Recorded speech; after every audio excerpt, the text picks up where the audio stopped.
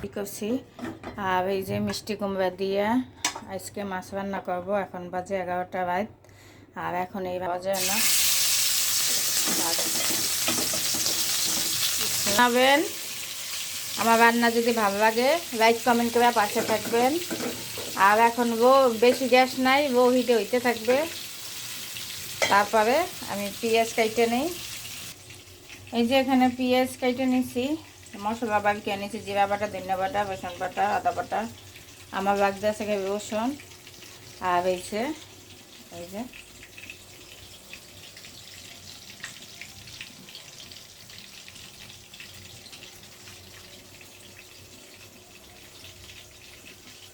করতেছি, ভালো ভাজা হয় নাই।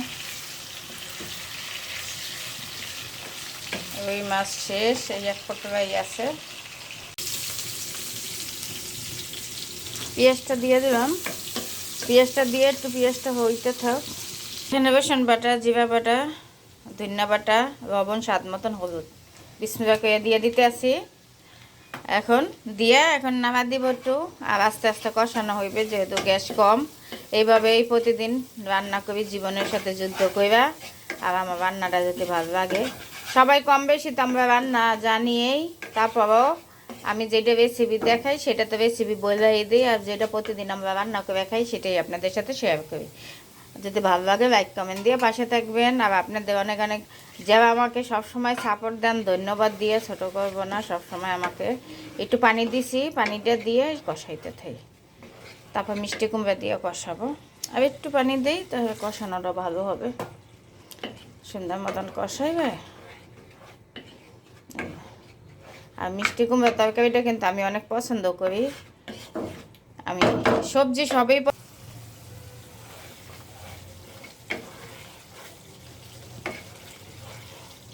এটা কষানো হইবে, মশলাটা দিয়ে দেবো। বিসমিল্লাহির রহমানির রহিম, সবজিটা দিয়ে দিলাম। বিসমিল্লাহির রহমানির রহিম। আর এই মিষ্টি কুমড়াটা এখন একটু কষাই নেবো। আর মিষ্টি কুমড়াটা আমার কাছে কিন্তু খুবই ভালো লাগে, চিংড়ি মাছ দিয়ে কন আর যে কোনো মাছ দিয়ে কন, আমি এত পছন্দ করি।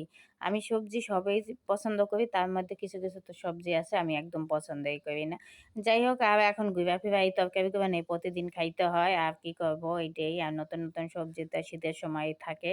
আর আমার রান্না বান্না কেমন, সকল প্রিয় ভাই বোনরা কমেন্টে কিন্তু অবশ্যই জানাইবেন, একটু ভালো লাগবে শেয়ার। প্রিয় ভাই বোনরা আমার রান্না বান্না কেমন কমেন্টে কিন্তু অবশ্যই জানাবেন, একটু শেয়ার করে দিবেন। আপনাদের একটা কমেন্টের অপেক্ষায় থাকি।